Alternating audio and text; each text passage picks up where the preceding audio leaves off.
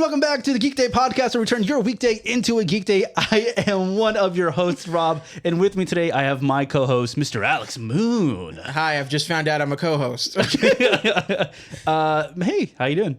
I was doing well, and then you did your little vocal warm-up before we started, and you've ruined my life. Hey, I gotta make I didn't sure like that at all. I gotta do the inner theater kid is coming back out. So You know, I'm sitting here like dunking on you about it, and notice how I chose my words very carefully. You're welcome. I'm very proud of you. But genuinely, sometimes like I'll be on live or something, or I'll be filming a video, and I'm like, so maybe I need to be doing that more. You're like red leather, yellow leather, red leather, yellow leather. Exactly. Robert, What's up, man? I'm so excited about today's episode. Me too. I'm very excited. You want to know why I'm excited? Why are you excited? Because I got you a gift. Oh my God! No, you didn't. Yes, oh, I did. I got you a gift. Oh my God! Another gift. Okay. Another gift. I'm so Okay. excited. I'm not. So I went to, for those of y'all who don't know, I really haven't talked about it except in everything I've done for the last 3 weeks of my life. I went to Chicago over the Christmas holiday, and I got to do a lot of great stuff. We went to the Spider-Man exhibition at the Museum of Science and Industry, went to a bunch of different comic book stores, went to an Alex Ross exhibit. So cool, so fun. These are some comics I picked up for you that I thought you would like. Because I'm always thinking about you, and I'm always, thinking like, Robert, my best buddy, my best pal in the whole wide world. So wait, are these all of them? Are these all of them? I like Yes. it, like, are these all of them? And there's like 7 of them. Yeah. Well, I just want to make sure I didn't forget any. So here are the comics I got you. I was actually Because just looking at this issue. Were you really? Yes. Okay, I was just looking at getting this issue. X-Men 193. I just actually read this one. Hey, but digitally you read it. Digitally, I read it. Yeah, there you go. I, Now you have it physically. I read digitally, y'all. Don't hate me. There you go. I hate him for it. Oh, wow. 300. X-Men 300. Oh, cool. And Fantastic Four versus the X-Men. So yeah, I got you all 4 of those. Oh, really? So I got you the full storyline of that. I am not so familiar with it. awesome. I just saw Fantastic Four. I thought the covers looked cool. I saw X-Men, and I was like, you know what? Robert might appreciate these. I found these at the Comic Buying Center. So cool. It's in Libertyville, Illinois. You should go check it out if you're in the area. But yeah, so what'd you get me? Hey, I got you something this time. What'd you get me? And I actually got it for you, and we talked about it before. So No. I understand that. No. Yeah. You got me a short box. That's great. No. Robert got me a short box for my comics because he has to build it himself too. Yeah. Some assembly required. It's like the Turbo Man in Jingle All the Way, the Mexican Turbo Man. No. And this is great. I love it so much. Thank you very much. And this is something like that you put a gift in. So, so what'd you get me? So I walked in and I was like, "Hey, I got you something. I don't want to put this on, videotape." And he's like, "Oh yeah, cool." Yeah. And then I was like, "This is actually more for my sanity than for yours." Because you walk in here and it's a beautiful place. I mean, look at all these Captain America. No, he's stuff. lying. It looks like half of this room looks beautiful and the other half is a fucking mess. And so I turned around and then I hope that was 2 minutes. You're good. You turn around and then there were just stacks of single issues, just like all over the place. And Robert was the first time he came when we were doing the podcast. He's like, "It's not that bad." And I was like, "Well, this is what's here. The other ones are in storage." And I was like, "Oh." So anyway, so what'd you get me? Love, affection, and you know what? I saw this on our TikTok from a commenter. But physically, I'm the gift. So Alex, what did you do this week? Typically, you get someone a good gift. No. No, but genuinely, all jokes aside, I saw those. I thought about you, and I was like, I want to get these for Robert. I appreciate it. I can't wait to see what I get you next week, and you continue to get me nothing. My wife was actually like, "Oh, do you need this one?" And I was like, "I do, but like at Heroes and Fantasies, it's a little priced up." So how much was that at Heroes and Fantasies? It was $10. You're wild. Yeah. I paid $1. Oh, really? Paid $1. Now, I will tell you, it definitely looks like it's more of like a reader condition. Yeah. It doesn't look like white and pristine, but I was like, you know what? But for I like $1. that more than like just like... I mean, that's me personally. Like, I like comic book. One, I like the smell of old comic books. I like opening up a book and being like... But like, I also like feeling... Like, I like thinking about the little 8-year-old boy that was reading this when it came out. But yeah. Or even like the older man that's like, "Oh, this has been in my collection, and I'm just getting rid of it," I like the kind of like sentimental. Yeah, it's cute. And then also they buy collections at that place I bought that at. So some poor man died and his wife just sold it not knowing what she had.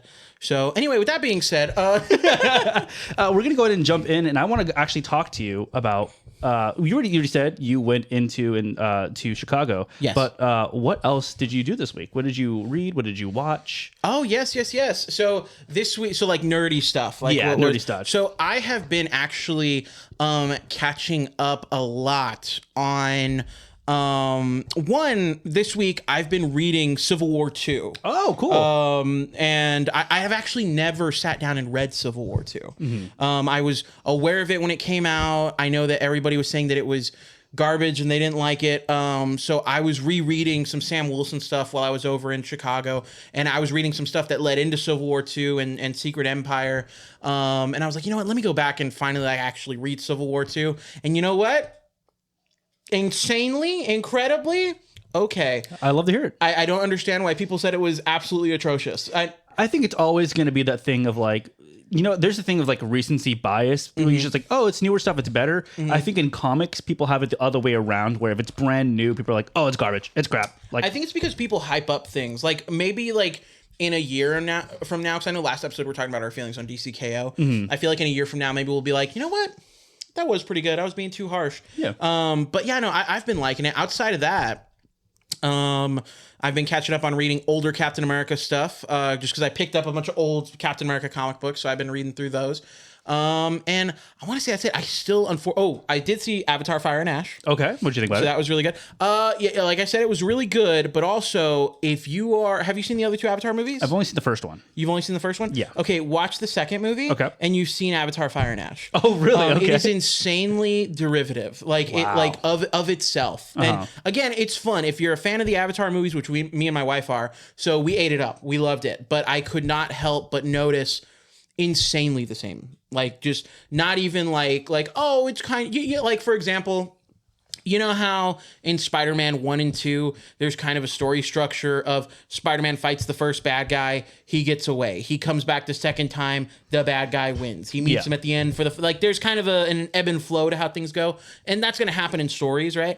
But this one is literally like, there's a part of the movie where one of the characters is narrating what Jake Sully is doing. And he's literally going, and then he talked to the tribes again, and then he rallied the troops again, and then he made the great speeches again, and then he wrote on the, slight spoiler, the dinosaur thing again, and then they went into battle again. Like, he literally said again like 17 times. And I was like, oh, James Cameron went, do the same thing.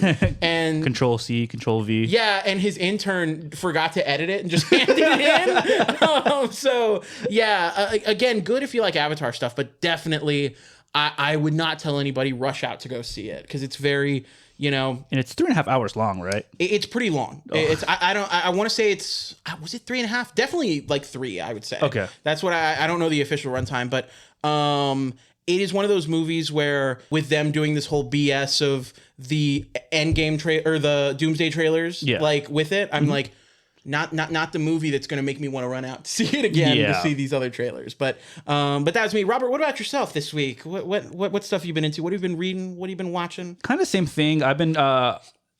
We've talked a lot about what's coming up in 2026, right? Yes. One of the things is Wonder Man. Wonder Man is coming out January 27th on Disney Plus. And which is wild, because I don't even think we talked about Wonder Man. We didn't. No. Yeah. And I don't even want to blame us, because we looked up on the websites. Like, it had nothing to talk about. None of them named it. None of them named it. It had Friendly Neighborhood Spider-Man, but not Wonder Man. Which is wild. Yeah.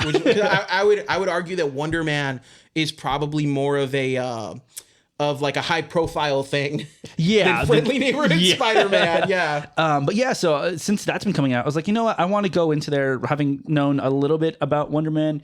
Character, honestly, I had never heard of until like they announced this show. So I was like, let me check it out. So I picked up some singles. I've read 1 through 3, and man, I love Wonder Man. Really, I really, really am enjoying it. It's gotten me to the point to where I'm like, oh, let me look up. Oh, he's on the West Coast Avengers. Cool. Let me start pulling up West Coast Avengers. You were telling me you were starting to do West Coast Avengers. So it has been really cool to see a completely different side of Marvel Comics on that end.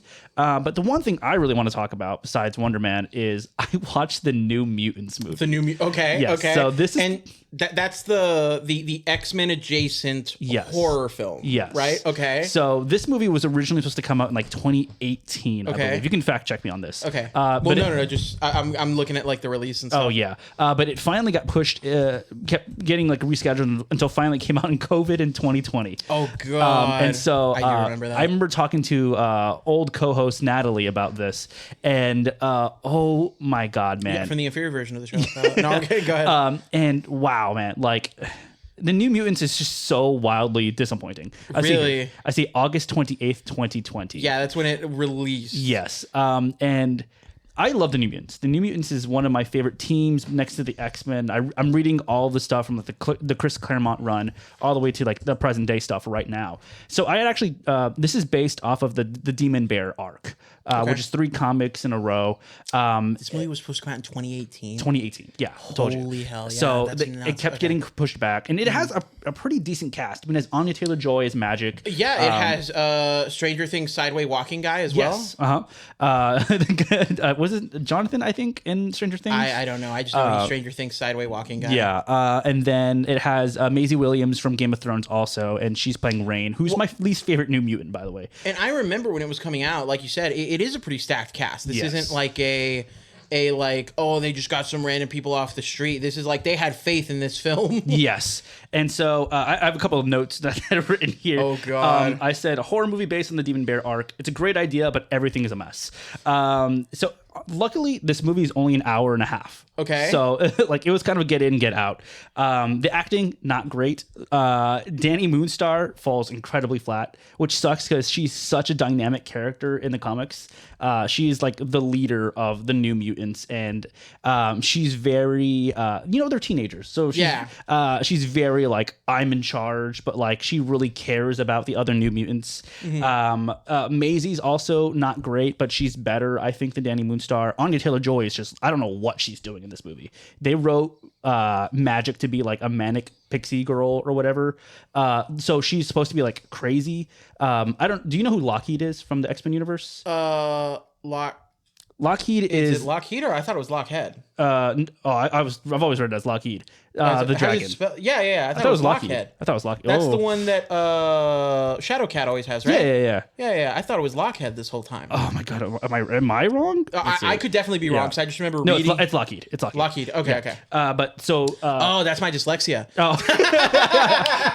So she has a puppet that she calls Lockheed, and it's a little purple dragon, and so she's talking to it the entire time.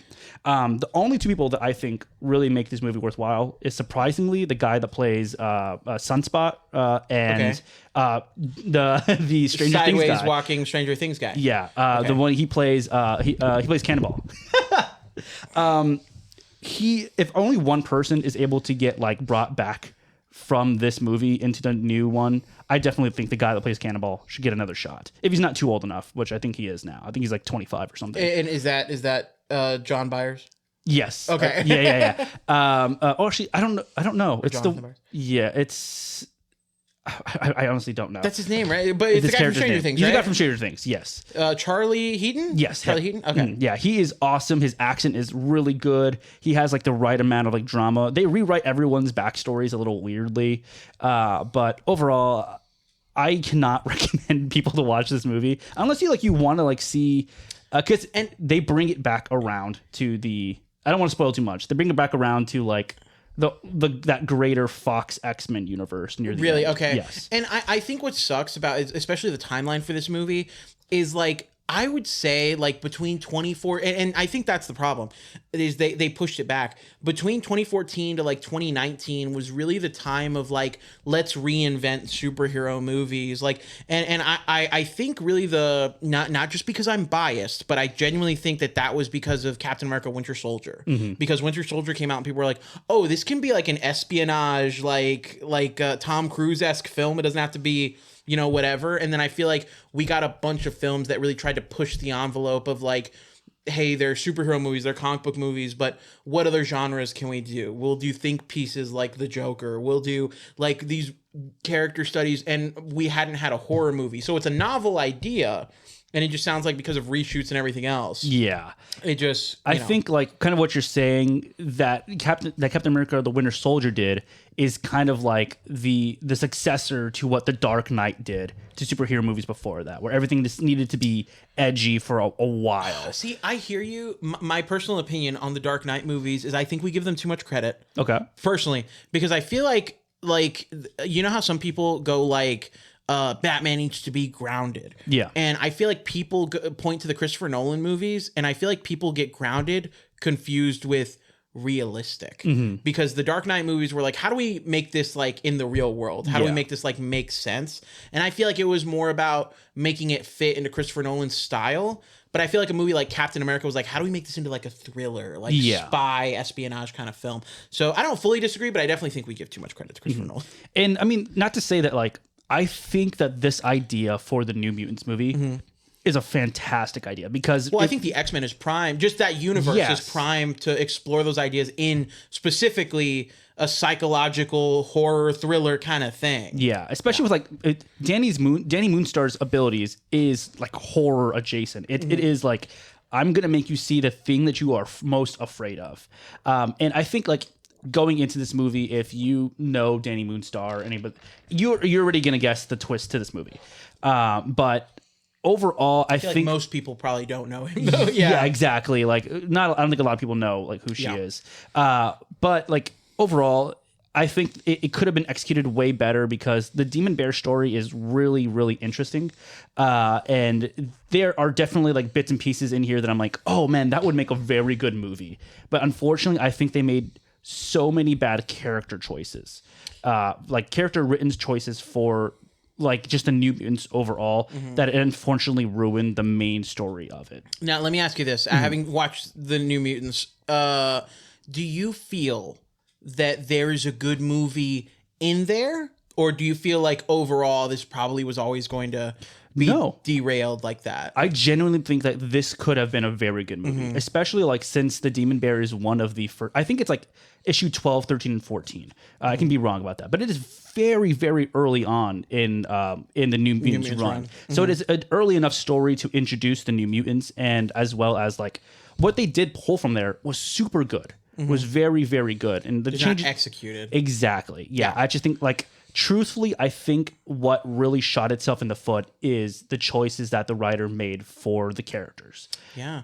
I was interested to hear your response or your answer to that, because I feel like we've never had, besides David Harbour's Hellboy, we've never had like an actual bad superhero movie that was bad, that wasn't bad. Or how do I say it? That didn't have the potential to be something. They didn't have the potential to be something really good, and either studio interference or too many cooks in the kitchen messed it up. Yeah. You know. So that's I was curious to see like if you felt like, because again, this is one of those movies that from what I was reading got reshot to hell. Yes. Like they came back like the same way that they did with Captain America: Brave New World that we discussed. Same way that they did with the like Batman v Superman or Justice League or those things. You know what I mean? Definitely. So ultimately, like I think I can't wait for the New Mutants eventually 15, 20 years from now when they make the show. I hope that they use, unknown actors and stuff for this, kind of what they use for Danny Moonstar. But I'm very excited for when the New Mutants do come around, because I do think that they are prime for either a TV. Honestly, a TV show would be really cool with them. Yeah. Kind of just like a monster of the week sort of thing with them. I feel like a lot of characters in that X-Men universe are prime for that kind of thing, because that's how the X-Men are kind of written in a lot of their early comic books, I feel. Yeah. Because I'm not the biggest X-Men guy. I know you're much more of an X-Men guy than I am, but in the ones that I have read, it always feels like they are very much, because there's so much diversity in their team that like they're always kind of shifting, dynamic shifting, who's at the forefront kind of thing. Yeah, who's at the forefront, and then they have their side missions. Like I just recently read Kitty Pryde and Wolverine, where Kitty Pryde becomes a ninja. She gets kidnapped in Japan. It's a really cool story. Yeah. It's a really interesting story where she becomes like Shadow Cat, versus like all the other names that she has for it. She's like 4 or something. But yeah, ultimately I can't wait for a better New Mutants to come around. Robert, and that leads us in to our next topic, as I very X-Men focused episode today, as I drink out of my X-Men Days of Future Past cup. That leads us into our next thing. We had some trailers leak, some more trailers. We're going to talk about some leaked trailers. if you're the type of person that doesn't want to hear about leaks or doesn't want to have any type, and now this is a leaked trailer, so eventually it will be online. It will be widely available. This is not a leak of a script. This is not a leak of something big that's happening in any of the films, but it is a leaked trailer. So just letting you know, if you don't like leaks, I'm not doing the editing. Robert will put the timestamp up. It'll be out in the trailer will be out in a week. That's what's been true. happening. Yeah. Well, because we just anyway, we're talking about it. But like last week, we had the leak of the Thor trailer, and it officially got released today. Yes. You know, so and honestly, seeing it in its HD version, I was like, okay, fuck. Not bad. That was really good. Yeah. Like, you know, and it makes me more excited because I can't wait to get this HD version of this new one that we just got. So the new one, Robert, that we just got the leaked Doomsday the third trailer. Yes. The third leaked Doomsday trailer. And it is very X-Men focused. Yes, it is. I'll kind of just go over briefly what we see. So in that trailer, we see a monologue kind of happening with Magneto, voiceover with Magneto, talking about death and who you're going to be when you die, that kind of thing. Very Charles and Magneto type of conversation. And we see Sir Ian McKellen back as Magneto. He's got the long hair and the beard and all that, looking sexy as hell. And then we see Patrick Stewart confirming the validity of that bag that leaked a while back, showing that he has like this jacket with the X-Men symbol on it.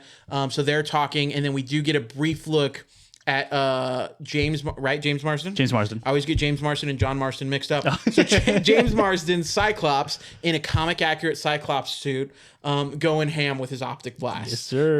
It looks so good. What did you think about it? First off, I wanted I saw it was the first thing I saw when I woke up, and so I texted Alex and I was like, "Hey, new trailer just dropped," and you didn't talk. I think you woke up super late. Right? I woke up I don't know when you sent it. I woke up an hour or two later. Yeah.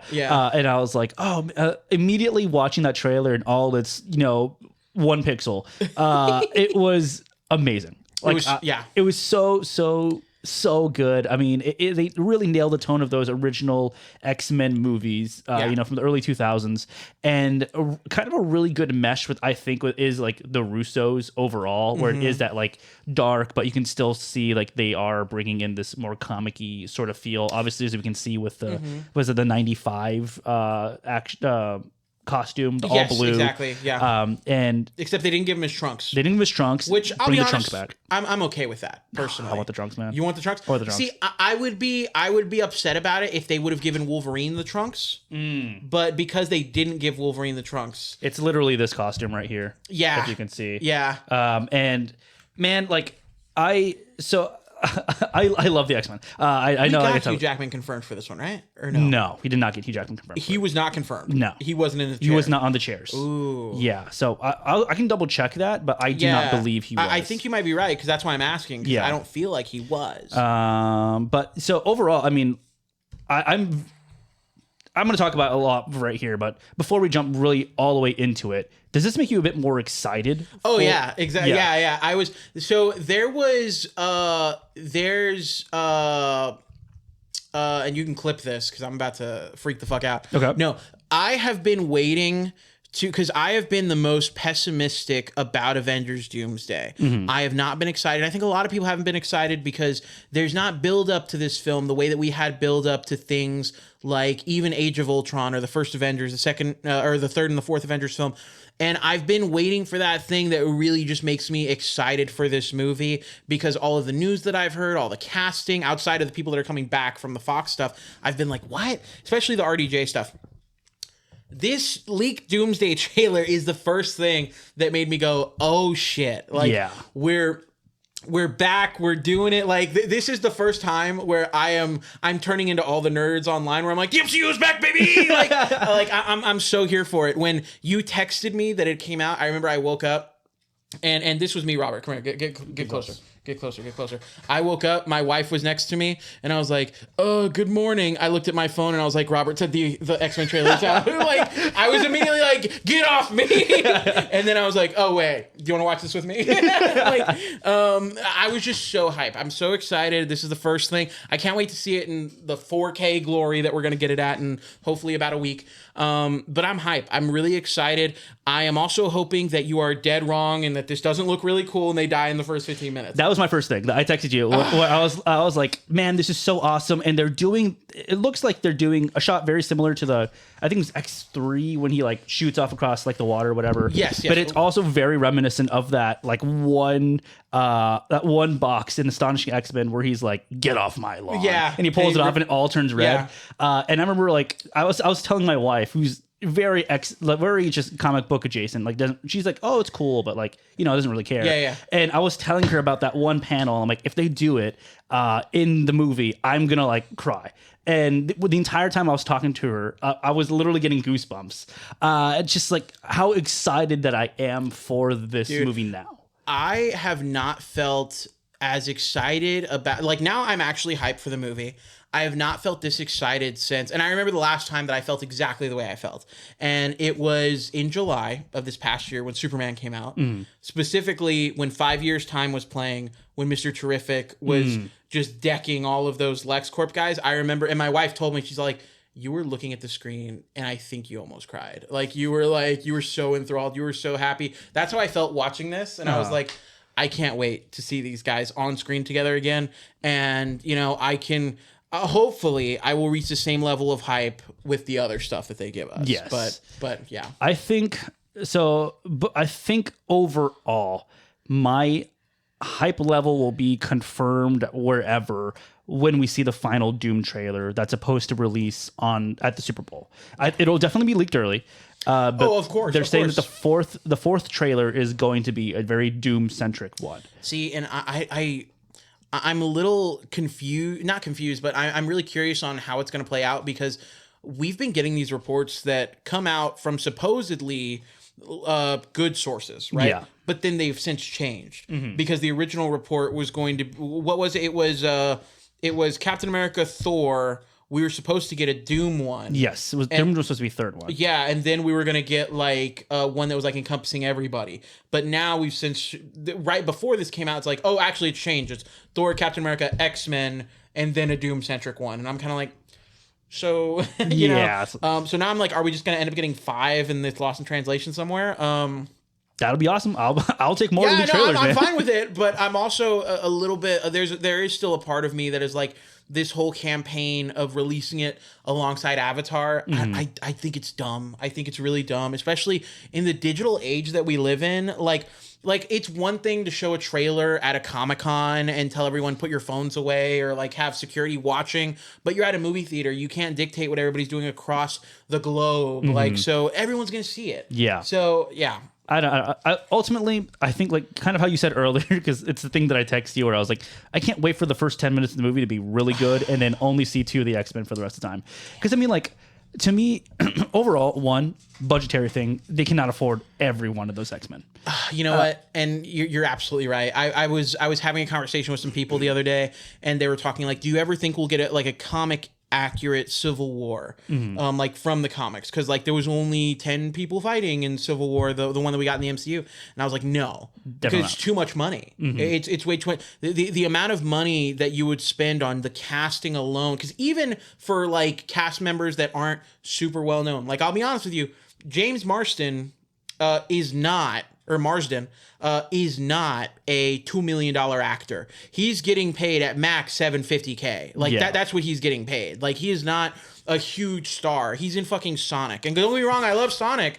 It's like, don't you dare badmouth Sonic. No, They're don't so get me good. wrong, I love Sonic, but like it's just like when you think about all that, the lowest paid actors are $350K. Yeah. Right? So even if you get 10 low paid actors, that is such a big portion of your budget. And exactly what you're saying about this movie. So either this movie is going to cost just a ridiculously exorbitant amount of money and it's going to not make any sense, or like you said, people are getting paid because they're not going to be in it that long and they're going to be killed off. But also, now that I'm saying it out loud, they can just not be in it a lot. It doesn't mean that they're going to get killed off necessarily, because there's so many characters. Like I saw a thing the other day where it was like in Avengers 2, Captain America has like 20 minutes of screen time. And I'm like, that's wild. And then in Infinity War, he has like fucking like 8. Like, there's nothing. Like, so there's so many characters that maybe that's the get around, but who's to say? Do you have any idea of what the story of Doomsday is? Like with the stuff that we've gotten so far? I have a sort of idea of what I think. my kind of headcanon, or not even headcanon, I think about comic book movies and comic books. You have to think about comic books like video games. And that's the way I think about it. And what I mean by that is, in video games, the story doesn't always make sense, but you have to put the player in a situation where they have fun. Okay. Right? So that's how comic book movies are. So that's always the approach I take when I'm like, well, what could this story potentially be? Because I have to think about it like, one, we're having all these characters together, right? How are we going to get them to fight? Because they have to fight. Yeah. They have to go head to head. How are we going to get them to misunderstand? How are we going to get them to be separated and then come together towards the end of the movie?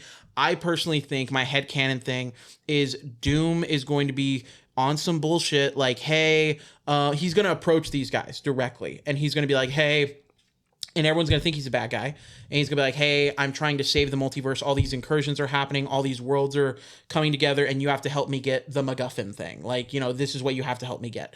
And the Avengers are going to be like, oh, well, we need to help this guy. The Thunderbolts are going to, or the new Avengers are going to be like, we got to help this guy. The Fantastic Four are like, we got to help this guy to get our kid back. Somehow that's wrapped up in there. The X-Men are like, well, we got to help this guy because we just saw our world get destroyed or whatever. And then they're all going to help him. And at the end, he's like, actually, I'm actually creating Battle World. Like, I'm doing that. And then that's what leads into Secret War. That's kind of my idea, because then we have that reason for when Doom is manipulating all these people for the Avengers to be like, who are these guys with the yellow visor? And then they fight. You know what I mean? Like, so that's kind of my thing that makes the most sense to me, to force these character interactions. Because as much as we all love to slob on the knob of Infinity War, all Infinity War is hey, MacGuffin, don't let him get it. And that's what it is. It's very simple, and we have to do, as much as we're like, wow, what's the crazy story and reasoning for this? I feel like it's going to end up being super simple, because you just have to force these character interactions. Yeah. But what's your like take, or what's your thing? I don't have a full idea of what the entire movie is going to be, but I do have an idea of what I think the ending is going to be, because as we both know, Secret Wars is going to be the next movie. That's what's going to be. So Battle World has to be. It has to happen. Yeah. So I think, or a version of Battle World. Yes, or version. Yeah. I don't think they're going to call it Battle World.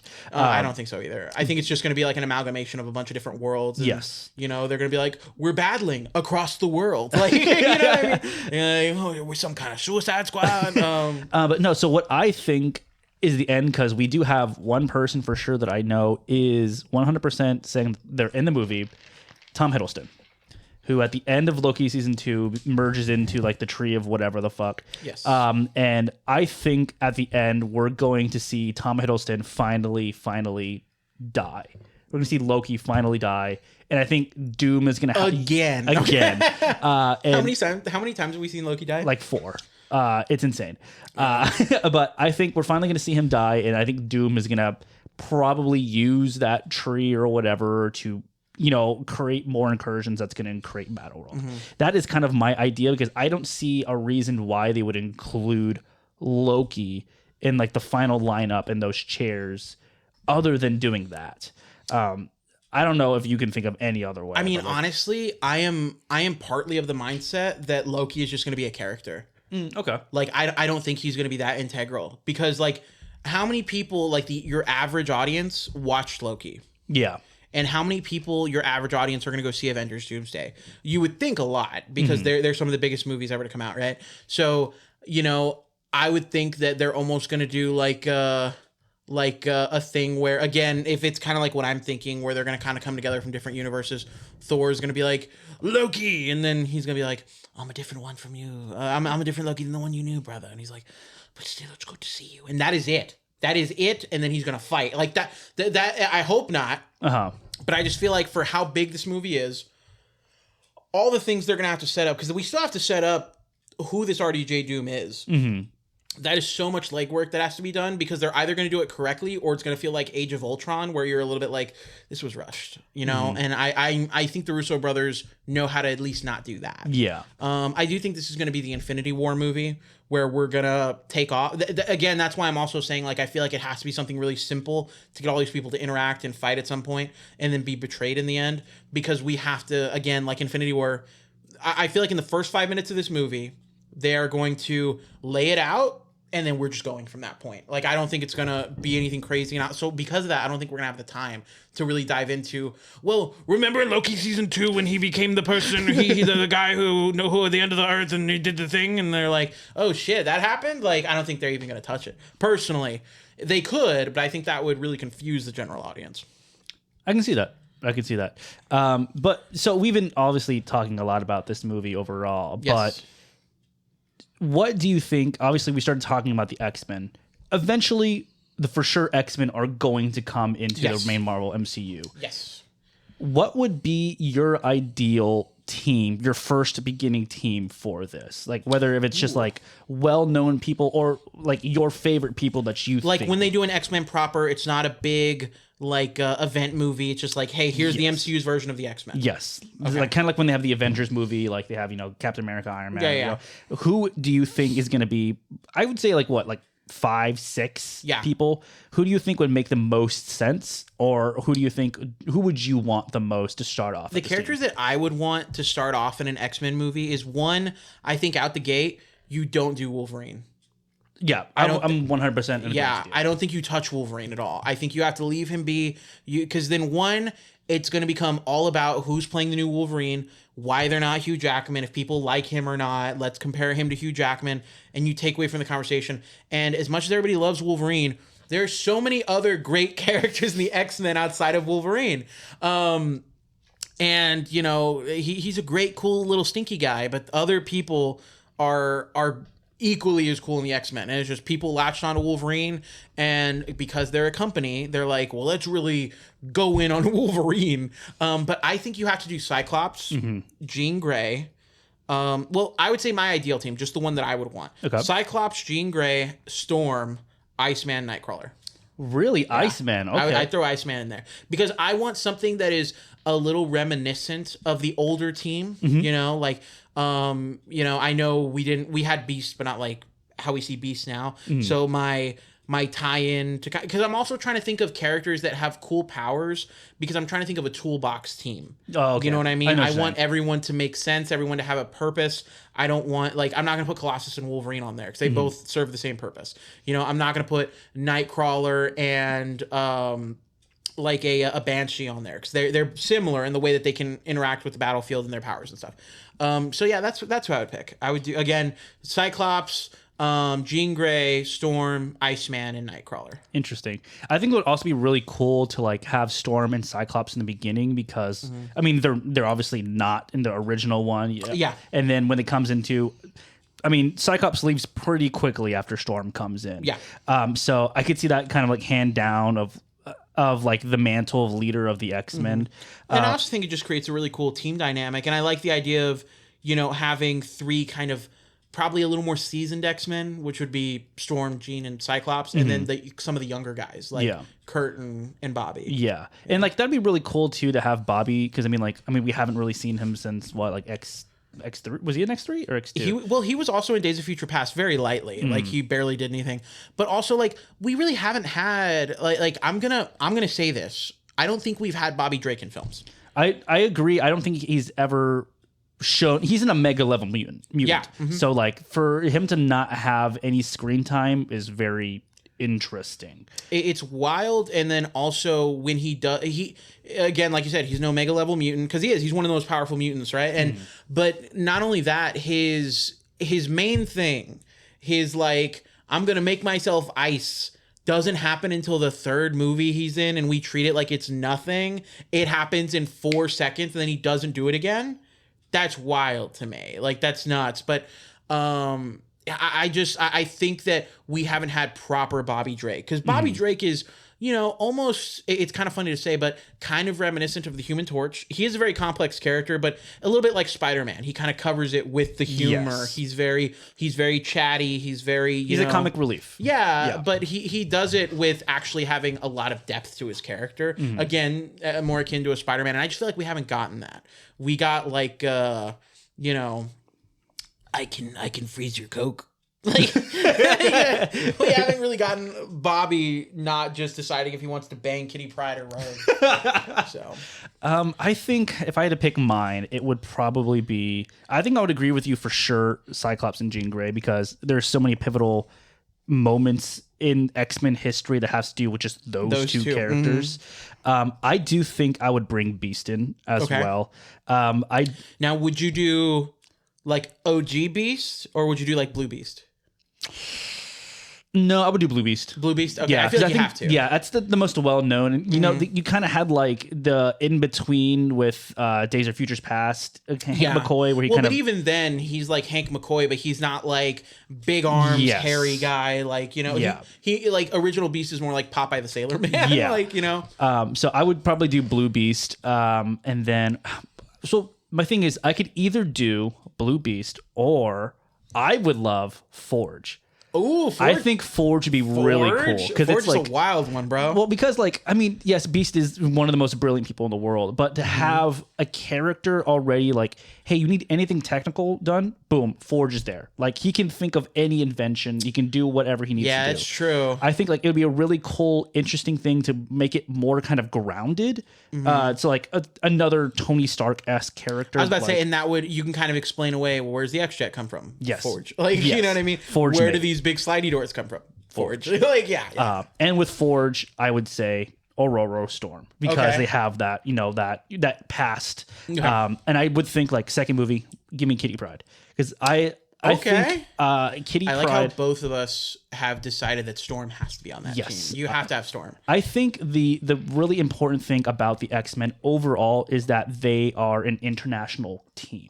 The most important thing about them is showing off their diversity. Yeah, and that's in their powers and their personality, but also literally in where these characters are from, where they hail from. Yes, so, yeah, I mean, like 100%. Kurt's from Germany, you know, Aurora is from Africa, Cyclops is from Russia. So Forge, is he just a white guy or is he? No, he's native. He's native. Okay, he's native. Cool. So he's from America, but he's because I know, like, I always see him with the ponytail and mustache, Yes. but I'm like, is he just so he has like mutant Arnold abilities of like, you know, the construction and stuff like that. But he also, at least from like original stuff, he is like a very important shaman. Oh, really? I was not aware of that. Yeah, so he has like some mystical abilities as well. Oh, I didn't know that. Yes. Okay. So I like that. I think that would be really cool to have also a tie to like the mystic as well, because I think that's where we are sorely like missing in the MCU. Is like we've introduced Doctor Strange.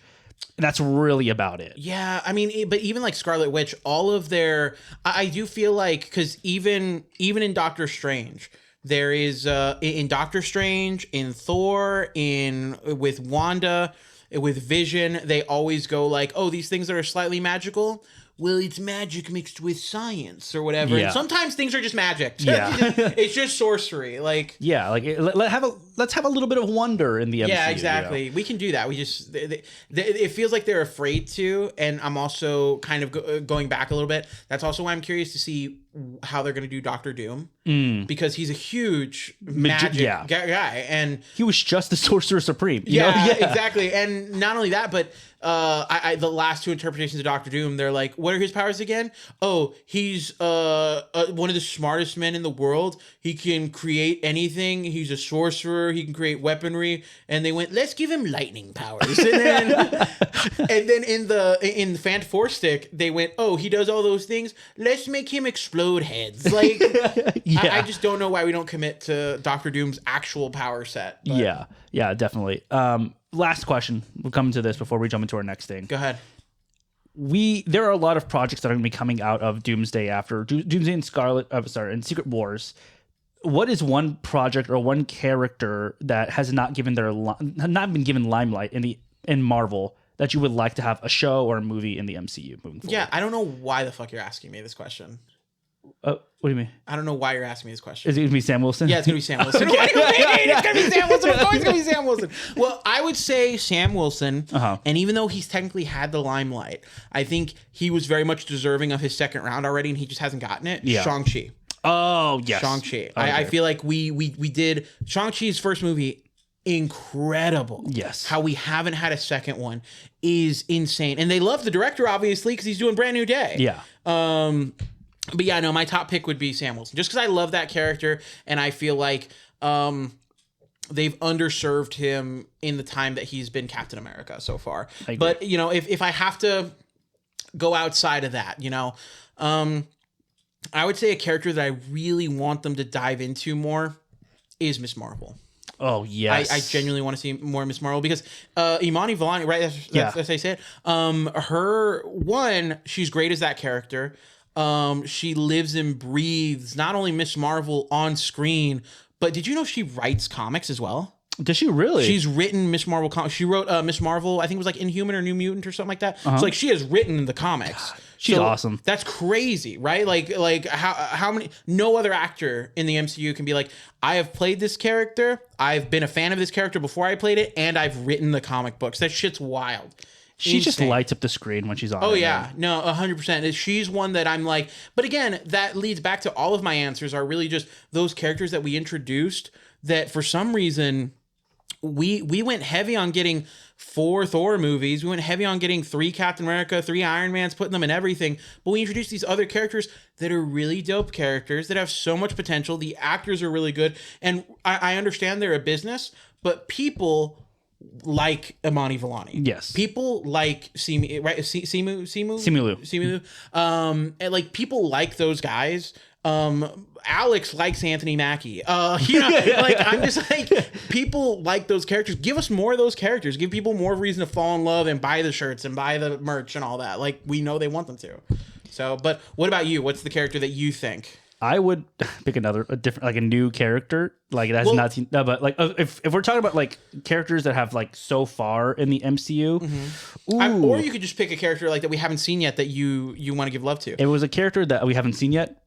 Give me Ghost Rider, dude. Yes, Ghost Rider. Technically.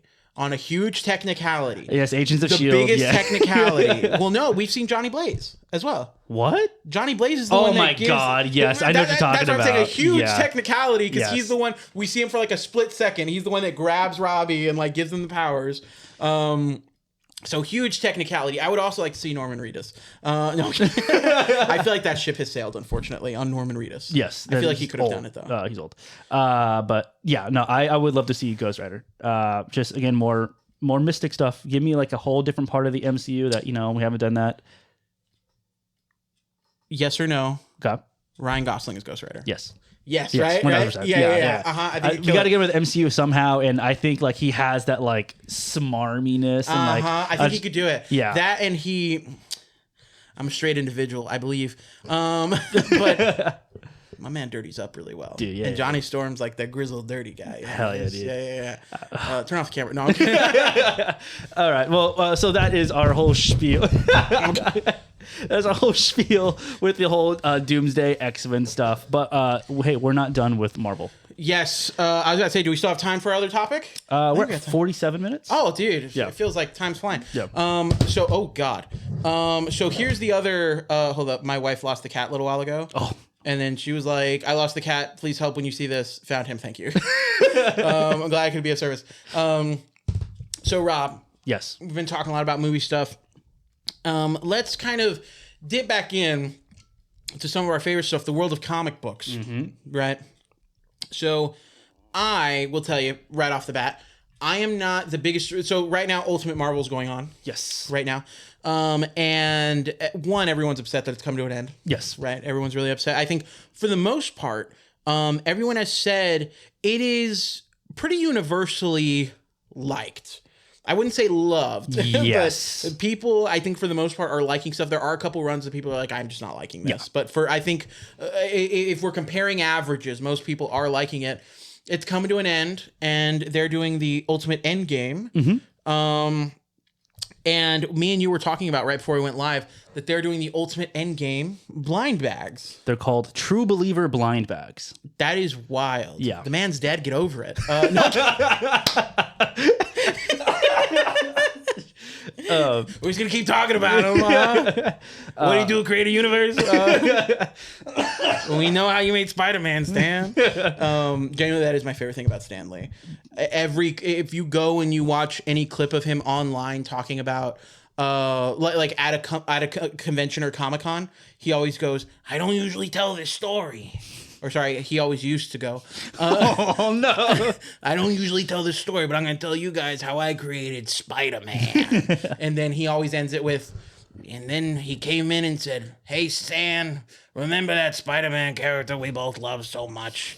and that's how I created Spider-Man. I don't say that a lot. Literally, look it up. I guarantee you, I bet you $10 that in that video you look up, he tells you how he created Spider-Man. He just, poor guy, he was gone 10 years before he actually went. Anyway, enough with the Stan Lee slander. So, anyway, the True Believer blind bags. Yes, the True Believer blind bags. As of we're recording this, they come out tomorrow. Yes. So I was like, you know what? I'm gonna grab some. I've never done a blind bag before. I think I'm gonna grab like 2 of them because there are some covers that I really want. And you have had experience. Can you record those, by the way? Yes, I will. Okay. That's why I'm buying them. Oh, yes. Yeah. But you've also done a blind bag in the past before as well. Have I done one? I thought I've done 2. No, I think I've done 1. Anyway, but go ahead. Yes. And so I'll talk a little bit about the Ultimate Endgame stuff, but I want to talk about the blind bags first because this is something that, like, I know you have a really big, you have a big opinion on it. I'm more of like, I wish I could just buy the variants. I wish that I could just be like, and I get it, like the whole blind bag industry, it's really cool. It's really leaning into these blind box stuff that's really big and popular right now, where it's a gamble. It's really truly is a gamble to get whatever you want. But especially when in this blind bag, the original A cover is one of the ones you can get. It's not more than what the original comic would be. So if you were paying like $3 or $4 more to get this and you would get an A cover, I would be like super pissed about it. Yeah. But I mean, I can get it now. Like they're both $5.99, you know, get into there. Oh, here's the A cover, blah, blah, blah. How do you feel about blind bags overall? So, Robert, I have 2 very hefty opinions. Okay. The first one is it is the peak of consumerism, forcing people to buy things over and over that is the same piece of media simply because the art on the cover is different. Having people shill out extra money for your subpar storylines just so that way you can sell a couple extra bags and then they can probably get the shit that they can buy anyway off the shelf. It's bullshit. How dare you? I fucking love them. I think they're so fun. I genuinely love blind bags. I think it's such a fun idea. You know, and I will tell you that I am someone who I am very blessed to have the amount of disposable income. Well, I call it disposable. It's called reallocating and paying rent later. But I'm blessed to be in a situation where I can, and I often do, buy variant covers, buy holographic covers that I really like. So buying the blind bags isn't a crazy ask to me. Now, with that being said, if you're not someone who has the money for it, definitely don't spend it. But it is fun if you can do it to participate. I do think it's, you know, and that's just the world we live in. Because I mean, like my daughter goes to the store, and I'm like, you know, if we're ever like, hey, you got an A on your spelling test, whatever, we'll let you get a $10 toy. She's like, can I get the surprise thing? You know, because the kids love that shit. And that's just how we've been wired. Like it's not enough dopamine to buy the toy. We got to guess what toy we're going to get. And then get fucking Loki and the McDonald's meal again. But anyway, I love it. I think it's really fun. I do have an issue though with, I think that what kills it for me is the stores and I've said I've participated in this before. Mm-hmm. I personally don't like stores opening them. I agree. I don't like stores opening them and then selling them at a premium. I do think it's a little slimy because it's one thing because I feel like the blind bags are almost a way to get community reaction, right? Mm-hmm. Like talking about it, over them in the store. It's like, hey, this is what I got. Yeah, and honestly, to me, the peak usage of the blind bag thing is like, oh, I got the Frank Quietly one, and like, oh, I got the Jorge Jimenez holographic one. Dang it, you want to trade? Like that's like what it's for, you know? To me, that makes the most sense. But like places where they're like, oh, the blind bag is, because how much are the blind bags normally? They're so this one's gonna be $5.99. Usually they're around $10. I was about to say, I think the Batman one was a little steeper. Yeah. But like you pay $10 and the comic book store will open it and then sell it for $15. Yeah. And I'm just like, that's a little shit. And then it becomes that thing of like, you know, it is too uncomfortably close to Pokemon card scalpers, you know? And that's the part that bothers me about it. Because then they'll pull out one of like 50 that got released, and all of a sudden it's on the comic book store shelf day of release. and it's $50 because it's a limited thing, and it's like that's fucked. It's like you're gonna get for sure you're gonna get this one comic right here. It's the one you really want. You want to pay an extra $10 to get the one that you really want. Yeah, and I think also I have that opinion because I told you I was burned. Yeah.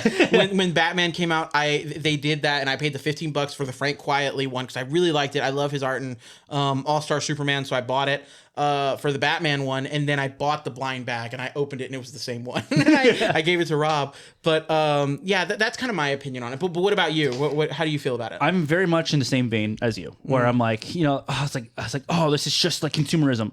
But I like it. I like it a lot. And I'm someone that like I play Magic the Gathering, so it's like one of those things that you buy the pack and like, oh, what cards did I get? Or they had the big Spider-Man one, or they were selling it at Costco, and Joe was like, my wife, she was just like, you should buy one of those. And I was like, I don't really need it. She's like, I kind of open them up with you. I was like, okay, cool. So I mean, like it's partially for me. Yeah, literally. So it's that thing of like opening up. You don't know what you're gonna get. Yeah, I mean, it's the same. It's the same thing of the people that do the scratch offs. Like, yes, it's the same thing. And there's no harm to it, but yeah, it's the part when other people use it differently. Yeah. And so I mean, especially with this one right here, where they have the 1-on-1s of RDJ. We were just talking about it. You're telling me that he like has signed, and I believe that he like drew them also of one of Iron Man and one of Doctor Doom, and it's like.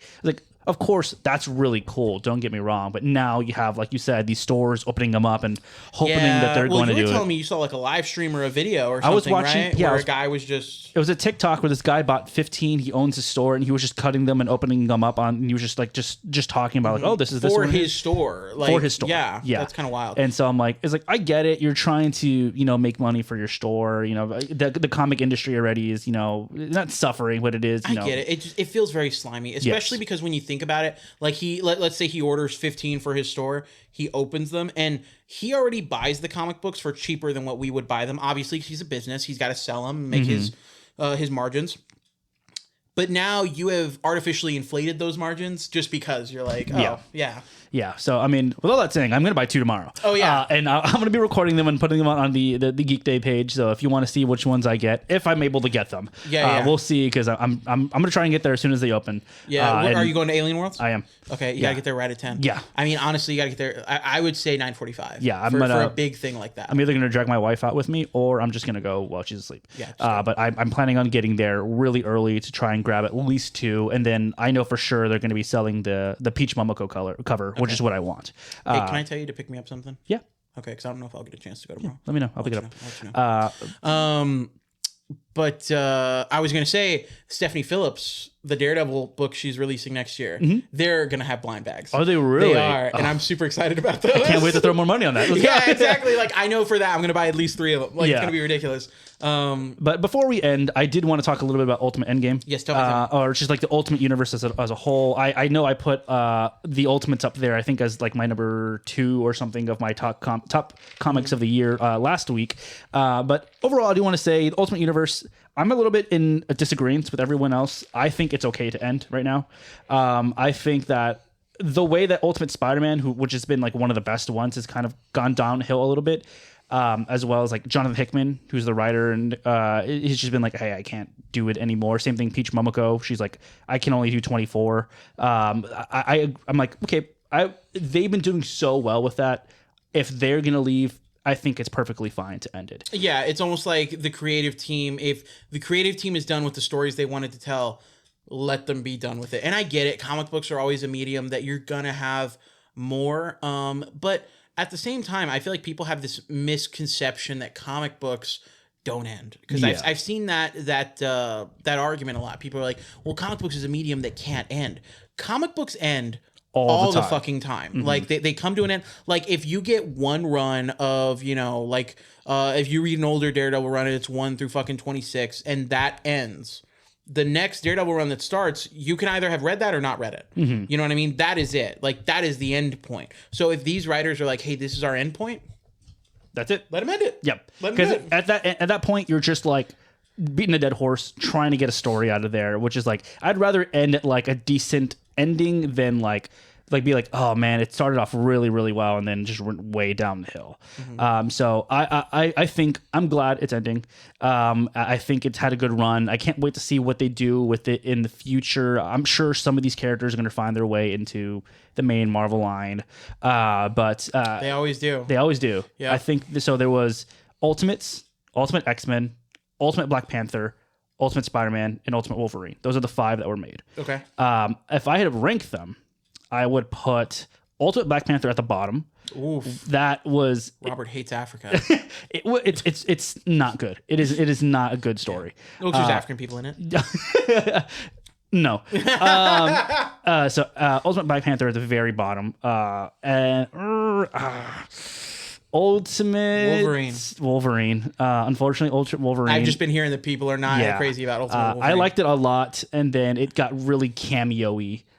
Very much like, oh, hey, remember this person? I got you. And then Ultimate X-Men. It really swung around for me.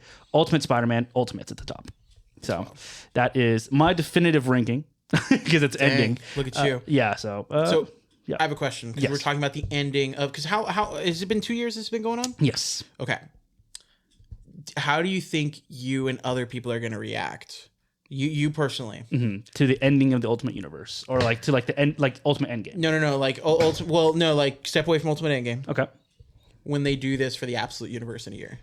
Oh, I think I'll be excited. I mean, like I'll be like they already did their first crossover with Batman and Wonder Woman. I could not get it last week. Did you read it? Mm-hmm. I have read it. I've read it and I loved it. Really? I think Kelly Thompson is a fantastic writer. Have you been reading Absolute Wonder Woman, or was that like just just popped in for that? The first 2 and then just this, because I was about to say I'm not reading Absolute Wonder Woman, so like you think if I just pop in for this issue, I'll be fine. Okay, yeah, you'll be fine. Yeah, they do a really good job of being like, hey, this is my deal for both of them, and then so they're literally being like, hey, Batman fans who aren't usually here. Yes, very much so. Very much so. Good.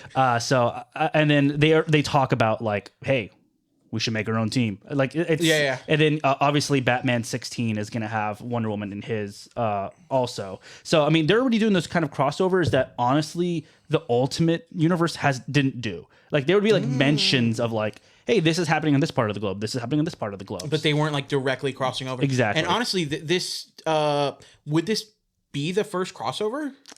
Yes, definitely for sure. So but would it kind of because Absolute Evil. Oh, you're talking about the Absolute Universe. Yeah, I'm talking Absolute Universe. They're talking about the Ultimate Universe. No. So Absolute, I guess. I only read good things. Yeah, honestly. I'm kidding. Absolute has cleared Ultimate so far, but I guess yes. But like even then, the heroes haven't interacted with each other. You're right. You're right. I would consider that the big crossover. Okay, versus, I hear you. Yeah, like Absolute Evil was like the end credit scene with Nick Fury. This is Iron Man talking to Captain America. Because it's like a one shot too. Yeah, so true. It's like, and So that was definitely the first one. Honestly, though, in hindsight, what an odd one shot. Yes, it hasn't led to anything. Not yet. Yeah, I know not yet, but like if you're because that one shot was 2 months ago. Yeah. I thought they were gonna do this one shot and then the next month be like, here's Absolute fucking BVS. Like, you know what I mean? Like, I don't know, like just something. The Absolute League or something like that. I don't know. They just didn't do anything with it, but that's a separate thing. But anyway. Yeah. But end of the day, I enjoy Absolute way better than Ultimate. But I am sad to see the Ultimate leave because it has been a very interesting, good ride, especially for Spider-Man fans. So sad to see it go, but also like, all right, get out. Get. He's like, sad to see you go. Don't let the door hit you on the way out. Literally. Alex, this was fun. It was fun. We should do this again. Every week on Thursdays. See you there. Is that how we're ending it? Sure. I don't know. Do we want to? Okay. No. We can end it. Well, actually, we can end it right here with us saying, is that how we're ending it? Goodbye.